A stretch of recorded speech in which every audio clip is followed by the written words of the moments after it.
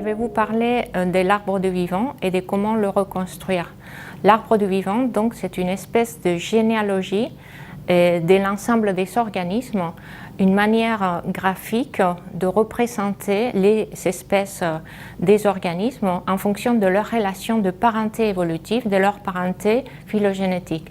Mais c'est aussi un système de classification. Depuis toujours, l'homme s'est intéressé à nommer et classer les éléments de la nature qui l'entourent. Et dans les mondes occidentaux, on a des conceptions, par exemple au Moyen-Âge, qui récupèrent des traditions plus anciennes de Platon, Aristote, de la Grèce antique, de manière à représenter la nature comme une échelle des êtres en bas de laquelle on place les minéraux. Ensuite, il y a le feu, les plantes, les animaux, l'homme, et par-dessus, on a les anges et au sommet, on a Dieu. Bien sûr, la logique de ces classifications a changé au cours du temps. Au XVIIIe siècle, on a le système mis en place par Carl von Linné qui est toujours en fonctionnement aujourd'hui. C'est un système de classification de l'ensemble des êtres vivants, c'est-à-dire un système taxonomique dans lequel on a plusieurs catégories qui s'emboîtent les unes dans les autres. On a les espèces qui se classent en genre, en famille, en ordre, en classe, en phylum et finalement en royaume. Donc Linné classe de cette manière une grande diversité d'espèces animales et végétales en utilisant comme critères les critères morphologiques qui étaient alors accessibles à la perception des scientifiques de l'époque. Mais s'il faut attendre le XIXe siècle, avec l'arrivée de Charles Darwin et son œuvre L'origine des espèces, pour asseoir les premières bases d'établissement d'une classification phylogénétique du vivant. Charles Darwin est un transformiste, c'est-à-dire qu'il considère que les espèces peuvent se transformer, peuvent évoluer dans le temps. Il explique, il met en place un mécanisme qui est le mécanisme de la sélection naturelle, qui permet d'expliquer comment les espèces se transforment. On a donc des organismes qui peuvent se reproduire et donner naissance à une descendance avec de la variation, et c'est sur ces différents variants que la sélection naturelle va pouvoir agir en éliminant les variants qui sont les moins aptes à survivre et à se reproduire dans un environnement donné. Ce processus, ce mécanisme évolutif, il essaye de le dessiner sous la forme d'une arborescence au bout des branches de laquelle se retrouvent les espèces. C'est la première version imagée d'un arbre phylogénétique. Alors Darwin travaille avec des animaux et surtout des espèces contemporaines, domestiques, pour mettre en place ces mécanismes de l'évolution. Et donc il ne parle pas d'un arbre universel phylogénétique du vivant. Mais cette idée, elle est implicite dans sa forme de pensée, puisque si les espèces évoluent le long du temps, on peut remonter suffisamment de le temps à l'origine de la vie, et qu'il imagine dans une petite mare tiède avec des sels et l'apport des énergies de la lumière et des éclairs. Et dans ce sens-là, on aurait un arbre phylogénétique qui comprend l'ensemble du vivant jusqu'à l'origine de la vie. Ce n'est qu'un peu plus tard que le biologiste allemand Ernst Haeckel, un grand admirateur de Darwin, établit pour la première fois, dessine un arbre universel du vivant en utilisant comme critères des critères morphologiques. Et il classe dans cet arbre trois grands groupes d'organismes, les plantes, les animaux, et au milieu un grand groupe qu'il appelle les protistes et qui regroupe l'ensemble des lignées unicellulaires, y compris les monères qu'on voit plus en bas, qui est le nom qu'on donne à cette époque-là aux bactéries. Il place également les bactéries, les monères, à la base, au niveau de la racine de cet arbre, et il veut, avec ceci, véhiculer l'idée que l'évolution procède du plus simple vers le plus complexe. On sait aujourd'hui que ce n'est pas nécessairement le cas, comme on sait aujourd'hui que les bactéries occupent en réalité la plus grande diversité des espèces vivantes. Simplement, on ne pouvait pas le savoir à l'époque parce qu'on n'avait pas accès à des critères morphologiques très fins. Alors la morphologie, elle sert parfois, mais pas toujours. On peut utiliser des caractères morphologiques pour établir un arbre phylogénétique du vivant, quand ces caractères sont homologues, c'est-à-dire quand ils dérivent des caractères ancestraux, et comme par exemple c'est le cas des os des extrémités supérieures des vertébrés. en utilisant l'anatomie comparée, on peut comparer ces caractères homologues morphologiques dans les animaux actuels, mais aussi dans les animaux qui laissent des traces dans les registres fossiles et reconstruire ainsi des arbres phylogénétiques qui comprennent aussi des espèces fossiles et des espèces contemporaines.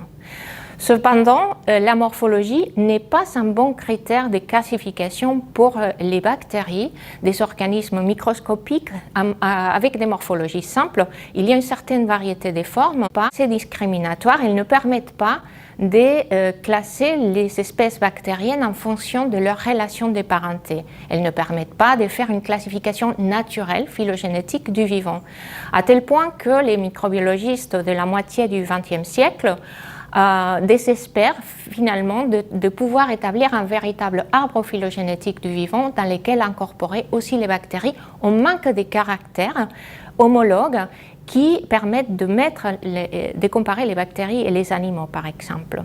Ceci va radicalement changer avec l'arrivée de la phylogénie moléculaire qui permet, elle, d'établir une classification naturelle du vivant basée dans les relations de parenté. La phylogénie moléculaire se base dans une idée fondatrice qui a été émise par Emil Zuckerkandl et Linus Pauling. Et l'idée est la suivante. Ils pensent que dans la séquence des grandes macromolécules biologiques, des grands biopolymères, l'ADN et l'ARN, donc la séquence nucléotidique de ces molécules, ou la séquence des acides aminés dans des chaînes protéiques, eh bien, s'accumule de l'information évolutive. Donc, on pourrait imaginer, en prenant un long polymère biologique qui soit conservé dans l'ensemble des êtres vivants, de la bactérie jusqu'à l'éléphant, de comparer les séquences de tous ces organismes-là et ainsi faisant reconstruire des arbres phylogénétiques universels. La molécule de choix initiale a été celle de l'ARN de la petite sous-unité du ribosome. Le ribosome est une machinerie qui sert à synthétiser les protéines dans les différentes cellules et donc elle est universellement conservée. On peut donc extraire cette molécule à partir des ribosomes et l'utiliser comme un critère d'homologie universelle, comme on utilise des os dans les cas des vertébrés. L'idée est simple, on détermine la séquence de ces polymères dans les différentes espèces et on les aligne de manière à voir des régions qui sont conservées, des régions qui sont plus variables. On peut voir des blocs d'espèces qui se ressemblent le plus entre elles par leur séquence. Et ceci permet de réaliser des arbres phylogénétiques à travers des méthodes de distance, des parcimonies ou des vraisemblances qui peuvent être représentées sous la forme d'une échelle ou d'une forme de toile. Ce qui est important est la distance entre des espèces. Dans les arbres sous forme d'échelle, c'est à l'horizontale qu'on la regarde. Et dans ces arbres-là, il y a toujours une échelle en bas qui nous indique le nombre de mutations, le nombre de changements par unité de longueur de branche. C'est Carl Woese, à la fin des années 1970, qui est le premier à réaliser une phylogénie universelle du vivant en utilisant des caractères moléculaires. Alors à l'époque, il y avait peu de séquences, on avait quelques séquences des organismes eucaryotes, des animaux, des plantes, quelques champignons, mais aussi une diversité d'organismes microscopiques, des bactéries. La grande surprise est qu'en faisant cet arbre phylogénétique, il se rend compte qu'il y a un troisième groupe qu'il a appelé les archébactéries au départ, qui correspondaient à des organismes qui ressemblent à des bactéries, mais qui provenaient des environnements extrêmes, chauds, salés, anoxiques. Et donc ce groupe-là représente un troisième domaine du vivant qui, un peu plus tard, en 1990, il appelle le domaine des archées. On a donc 3 domaines du vivant. Plus tard, avec l'accumulation et le séquençage de beaucoup des gènes d'ARN ribosomiques des différentes espèces, on a pu étoffer cet arbre et confirmer l'existence de ces 3 domaines du vivant, 2 domaines d'organismes prokaryotes, plus simples, les bactéries et les archées, qui ont des métabolismes très divers en termes d'énergie et de carbone, et le domaine des eucaryotes qui comprend une grande diversité morphologique avec des organismes multicellulaires, les animaux, les plantes, les champignons, mais aussi tout un tas de lignées microbiennes. Aujourd'hui, on est capable d'explorer l'ensemble des écosystèmes terrestres, des grands fonds océaniques aux environnements continentaux, aux environnements extrêmes, avec des méthodes qui nous permettent d'obtenir les gènes, les séquences des gènes et des génomes des organismes et des micro-organismes en particulier qui ne sont pas cultivés et qui constituent une majorité de la diversité du vivant. Et on peut, en utilisant ces séquences, que ce soit de l'ARN ribosomique, mais aussi des protéines conservées, à étoffer encore l'arbre universel du vivant avec les séquences d'organismes qui ne sont pas cultivés en laboratoire et qui sont ici représentés par les points rouges. Donc voici une vision actuelle de l'arbre universel du vivant. Vous vous rendrez compte que c'est le domaine des bactéries en haut du schéma qui constitue ou qui couvre la plus grande diversité connue de la vie sur Terre. Le monde appartient donc aux bactéries.